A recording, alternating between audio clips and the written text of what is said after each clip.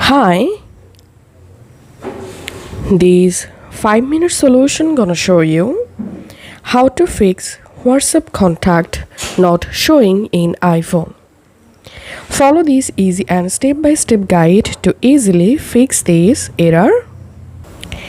First of all, go to your iPhone settings app and here scroll down and tap on WhatsApp. And here you'll see this contacts option.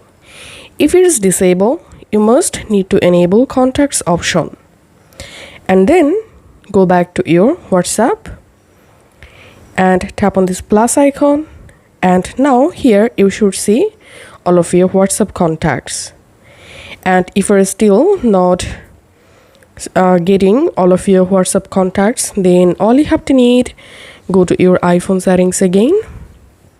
And now tap on General, tap on iPhone storage. And here scroll down and tap on WhatsApp. And then simply offload this WhatsApp app and then reinstall the WhatsApp app from here. And after following these two solutions, hope now on you'll see all of your WhatsApp contacts in WhatsApp. If this video helped you out, please leave a like and leave a comment down below. Thank you for watching.